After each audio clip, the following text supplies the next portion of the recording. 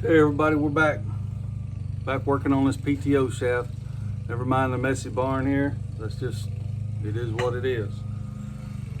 If y'all have a messy barn, hit that like and subscribe.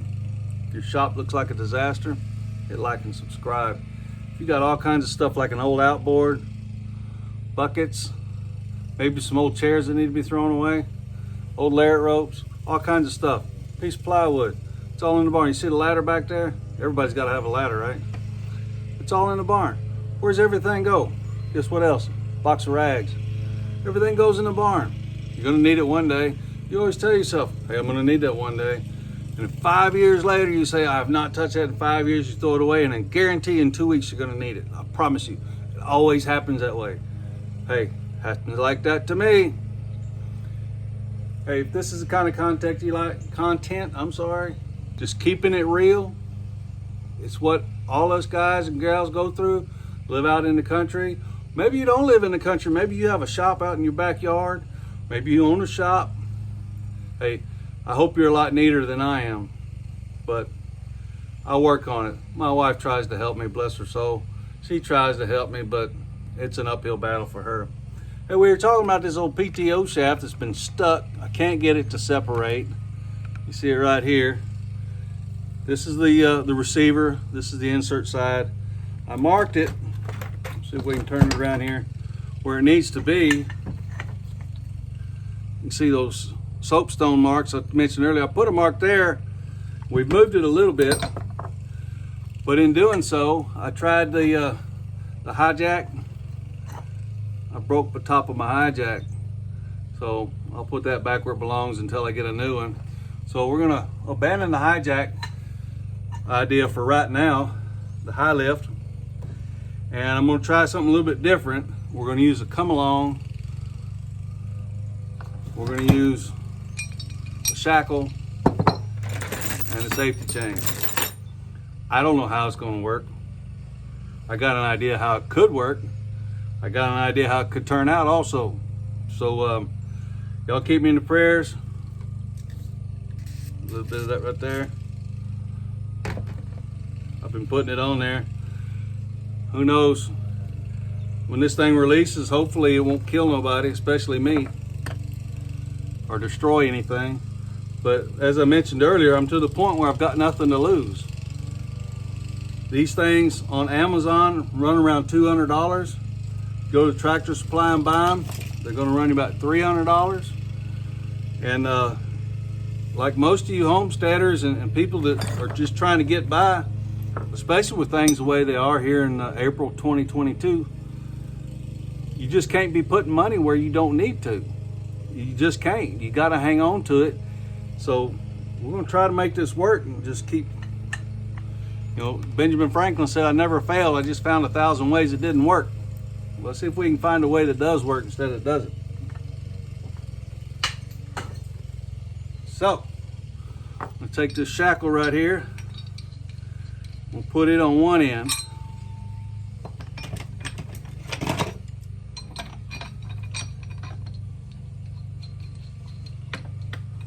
Now what I'm trying to do is make sure that I'm not destroying the U-joints while I'm doing this. This is the whole purpose, and not just latching on or beating it into submission, is I'm trying not to destroy the U-joints so I can hang on to them as long as possible. Eventually I'm gonna have to replace them, I understand that. But we'll see. Now I set a come along here somewhere.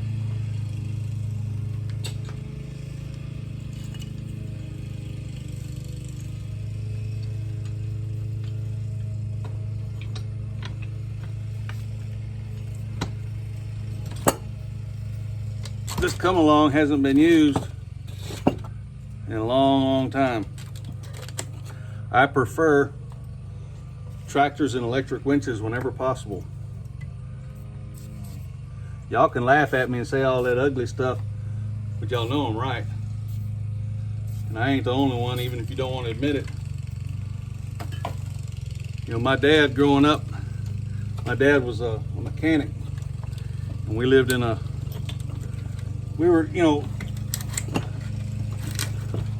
not rich by any stretch of the imagination, and we try to help people as much as we could. And a lot of times that meant going and picking up a car on a trailer, and we used a come along. Those of you who have ever used the come along to load a pickup onto a trailer on the side of the highway in the middle of the night know exactly what I'm talking about having a love-hate relationship with a come along. They're never long enough. You've always got to take another bite, and the thing is always too heavy.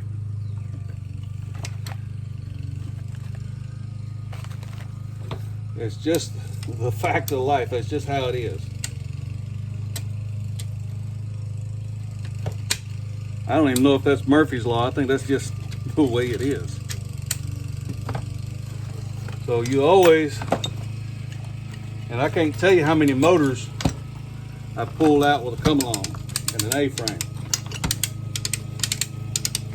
So here we go. We're gonna give this a shot and try not to bend anything or break anything or kill anybody. So right now we've got this piano wire tight.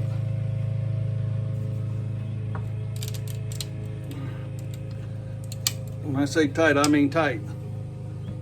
Y'all hear that? That's tight. Now I'm going to take this torque.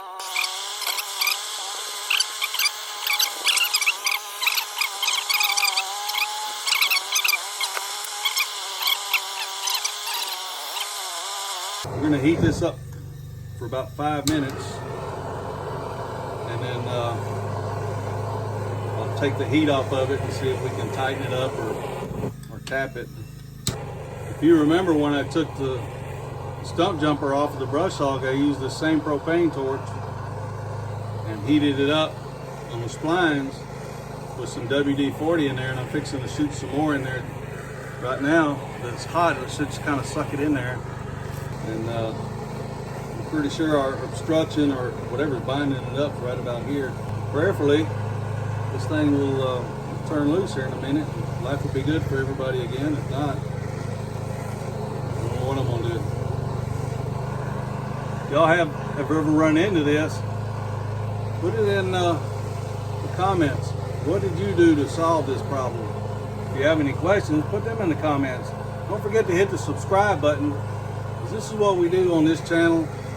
I know there's a lot of homestead channels, and that's why I'm not really focusing on just homestead.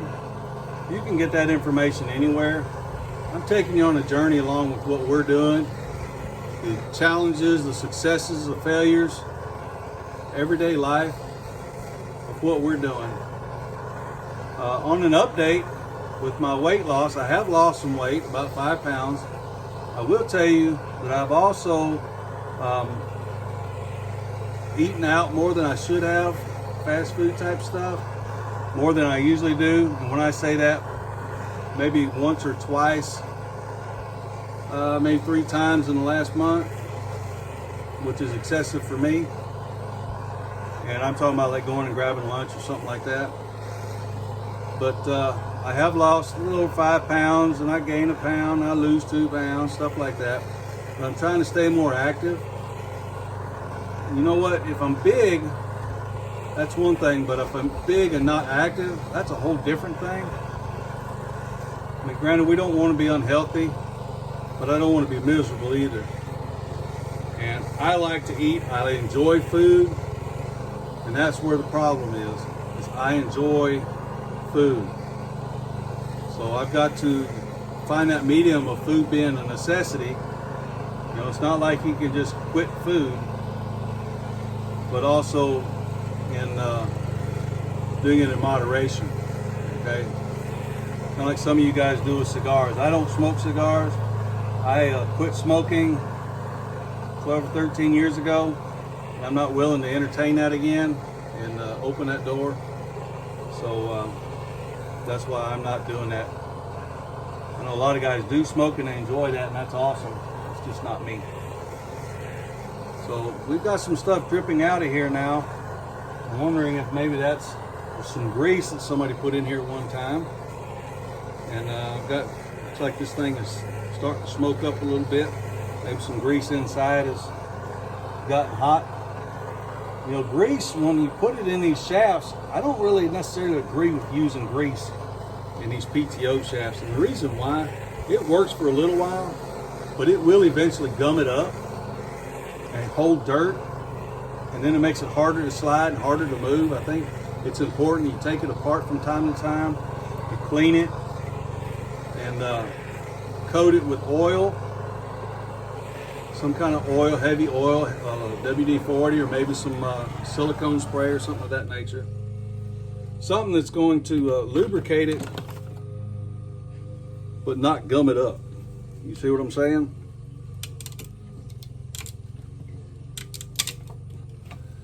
Okay, we hit another lick. It's not happy, it didn't move.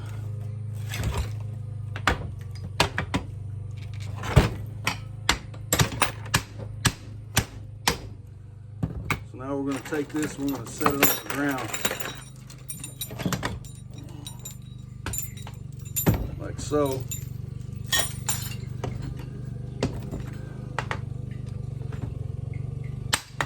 Looks like we have gotten somewhere because the come along loosened up a little bit. We'll tighten that back up.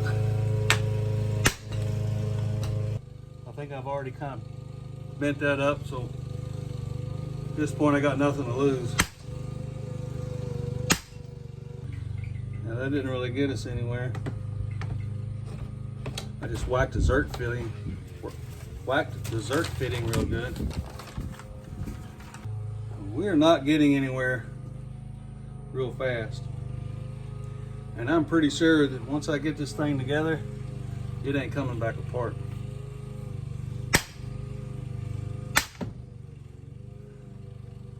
I'm already popping out this retainer ring, so I'm just going to stop now.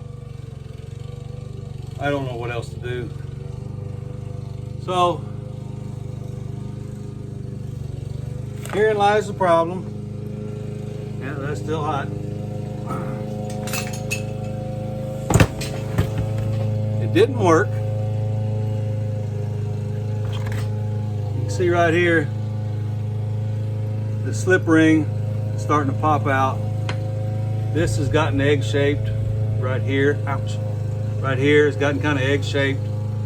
Basically this yoke, when that bearing goes out, the yoke will have to be changed. So, because you're not going to get another one in there unless I can ream that out. It's probably not going to be able to do. So I'd have to cut this off or have it pressed off and put a new one on, which is still cheaper than buying a whole new shaft, but that doesn't get us past our current problem of getting that in there. You can see we did make some progress, but I have to be here before I can get that yoke to slip onto my PTO shaft on my tractor. This goes on to the gearbox on the brush hog. Get the other one to slip on. Well, once I get there, then I've got to slide this back that way another 6 inches. And I just don't think that's going to happen. I think this thing is seized up, especially with me beating on it. I don't think it's coming back apart. So I'll probably end up having to get another one. As much as I don't want to, I'll have to get another one, and then I'll have to take and just keep working on this one. Maybe I can have a spare, or maybe it's like we were talking about in the barn. You know, if I keep this as a spare, I get another one. Keep it as a spare, it's going to be all this other stuff in here. It's going to sit for 5 or 10 years before I need it. Is it worth keeping around that long? Is it worth just being underfoot for that long? It's hard to say. Put a little more effort, a lot more effort maybe, into trying to get this thing apart and working the way it's supposed to. Maybe I can buy half of one of these. I don't know. Y'all give me some comments. Give me some feedback on this. Remember, keep this in mind. Just because somebody has a YouTube channel or just because they're on the internet doesn't make them smart. Doesn't mean they know everything, and doesn't make them an expert in their field. I'm doing the best I can, just like y'all are doing the best you can. We continue to learn off each other. That's how we succeed. That's how we go through this life. I've decided I'm going to make some changes in my life. My weight being one of them. I talked to y'all about that. But I also decided, you know what? I'll tell y'all a little bit about me for a second. When the kids were young, we were a single income family. My wife stayed home, homeschooled all our kids. There was 5 of us, 5 kids, 2 adults, or 7 total. She stayed home and homeschooled the kids while I worked and supported the family. The Lord blessed me with a good job. I don't make a mint, okay? I'm a blue collar worker. I don't make a lot of money, but I make a good living. The Lord blessed me with a good living.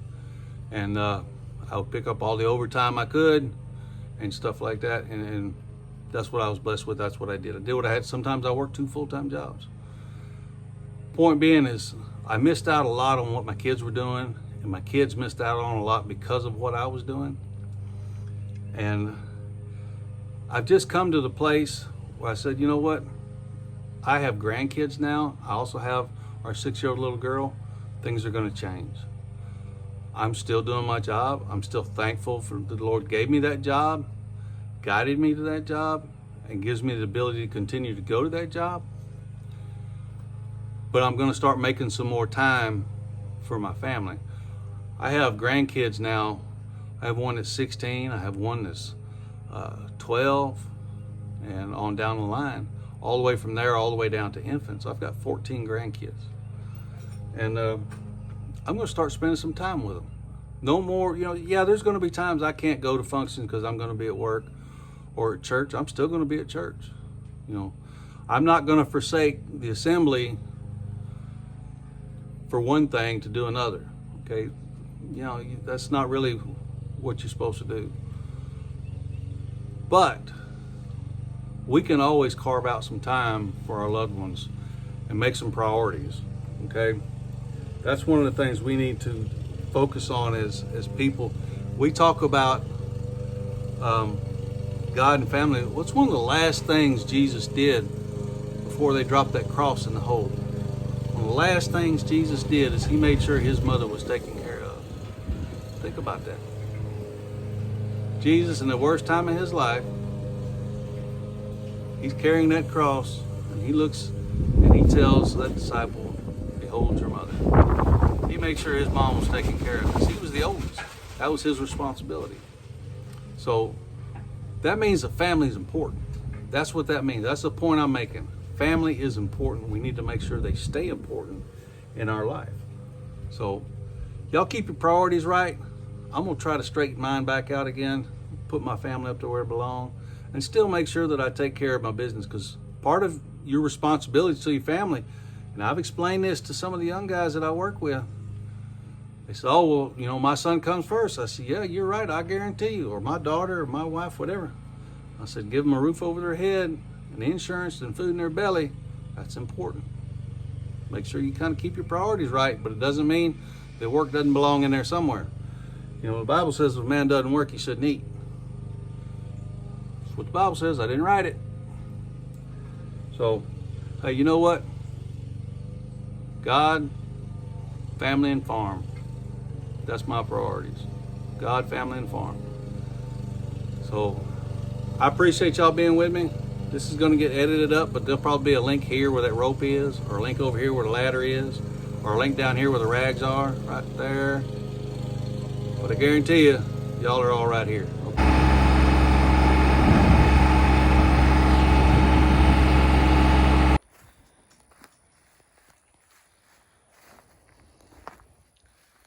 We are in the midst of hardening off our plants. These are all seedlings. We started off in the shed. These all started by seed. You can see some of them are doing better than others. These all started off in the shed under grow lights. And then now we're bringing them out. We'll leave them out in the sunlight for a few hours every day. It's called hardening off. Getting them used to the sunlight. It's an extra step. Some take it, some don't. But I think it really helps. It's kind of like, getting your first couple of sunburns out of the way mildly and controlled. Uh-oh. Look, we had a little crash here. The beginning of summer, if you're like me, you have a couple sunburns. You try to keep them not too bad, just this small sunburns versus big blistering, and then you get kind of used to it and they're not as bad. Well, these plants are the same way. They need to get acclimated. Now you see these are starting to acclimate. They're getting thicker, kind of standing up. It's real windy today, so that's not helping them much. We're fixing to put them up. I'll show you a couple of seedlings that we didn't harden off. Isn't that beautiful?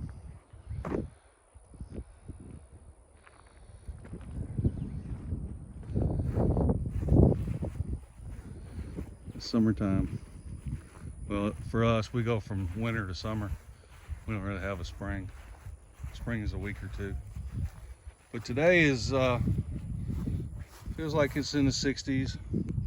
Now these plant here, we did not harden off. We just planted straight seed in the garden. They came up, but now that one's doing a little bit better than this one. They were both planted at the same time. That sun's just really played havoc on them. Everything else is doing really well, I think.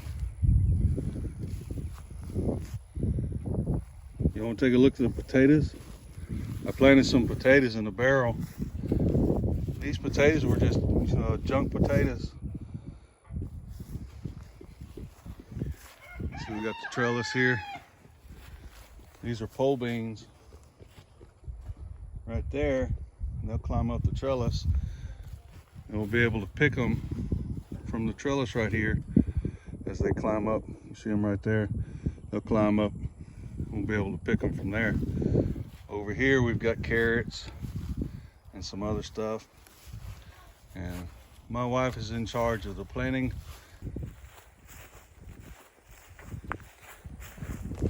You know what else we're really good at growing here, and that's weeds. We're really good at weeds. There's some lettuce that's coming up right there. Some weeds. These are my potatoes. That's I think 5 or 6 spuds we put in there. They were just spuds that were dying and kind of nasty. I'm gonna put some, it looks like she put a little bit of dirt in there. I'm gonna put some more dirt in there. And we'll just let them keep growing. Now when these leaves, they'll get bigger. When they start getting yellow and dying off, I'll put a tarp down and I'll just dump this out on the ground and see what happens.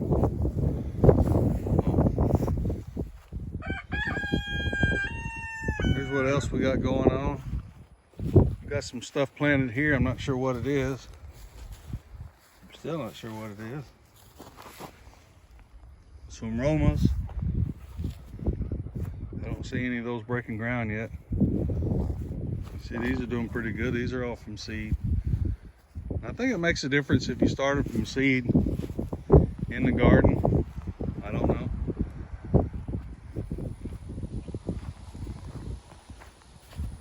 We've got potatoes planted underneath this hay. Got a little bit of growth going on here. Got one right there, potato right there. Looks like we got another one right there coming out. So a little bit of action going on there. Looks like we got some right there coming up over there. Or beans, those are beans. Those are my daughter's beans. Right here, there is nothing planted here. This is kind of an experiment for next year. what we did in this area, this is just a small, I would say probably 20 by 20, maybe. We took and we laid cardboard down and we put hay on top of it. We're letting all that compost down over the year. It'll be here all year. We'll just keep putting hay on top of it as it needs it. And this is just the old cow hay that's been setting out. And we'll keep putting that down and see what happens. See if it helps it. Because we have really nitrogen deficient soil. See, here we have some butternut squash. It looks like some of those are coming up. We should get some squash going on. You see a few little seedlings there coming up. Our new additions to the family is our Californias. Those are our Californians. They're our new addition. We got a breeding trio. I like to handle them. Just kind of hanging out, enjoying the weather. She don't like to be handled too much.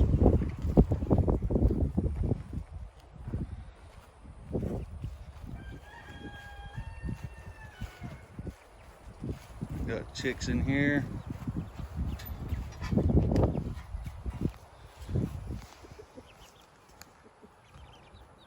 Chicks hanging out right there. We got one other project going on. Let's see what we got over here. So we do weeds really well. I don't think anything's coming up over here yet. Oh yeah, looks like it might. We might have at least one coming up. It's an awful big trellis for one plant. I'm not sure if that's a plant or not. I'll have to ask Mama. Yeah, there's one. I know that's one. So we'll see. Prayerfully it'll come up. It was a chicken coop here. This is where we had those, what we call the wild tomatoes. They just started coming up here. We let them come up. They didn't do anything. They got frostbit. But we let them come up. Here's another garden. We'll pray over this garden too. Okay, I love you and ain't nothing you can do about it. Say hi, give you a poke to my church family. I know they're gonna look at this. Bye.